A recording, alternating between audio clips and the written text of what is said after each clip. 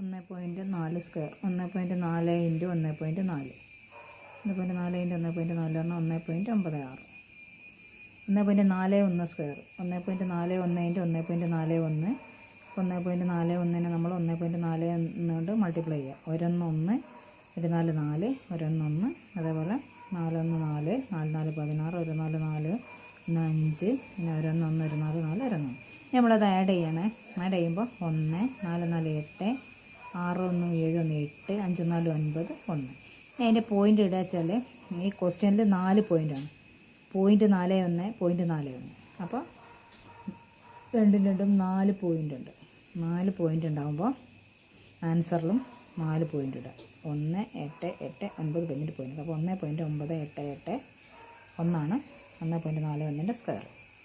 ഇനി അതേപോലെ തന്നെയാണ് 1.414 സ്ക്വയർ എന്ന് പറഞ്ഞാലും അത് തന്നെ സംഭവം. 1.414 ഇൻറ്റു 1.414 1.414 ഇൻറ്റു 1.414 നമുക്ക് ആൻസർ കിട്ടും 1.999939. അതായത് ഇതിൽ എത്ര പോയിൻ്റ് കഴിഞ്ഞിട്ട് എത്ര സ്ഥാനം ഉണ്ടെന്ന് നോക്കാം. പോയിൻ്റ് കഴിഞ്ഞുള്ള സ്ഥാനം എന്ന് പറഞ്ഞത് പോയിൻ്റ് കഴിഞ്ഞിട്ടതാ 4 1 4 4 1 4 ഇപ്പോൾ എത്ര സ്ഥാനമുണ്ട്? 1 2 3 4 5 6. അപ്പോൾ ഈ 6 സ്ഥാനം റൈറ്റ് സൈഡിൽ നിന്ന് 6 സ്ഥാനം മാറ്റുക. 1 2 3 4 5 6 6 സ്ഥാനം മാറ്റി പോയിൻ്റ്. അപ്പോൾ 1.999936 എന്നാണ് അതിൻ്റെ ആൻസർ.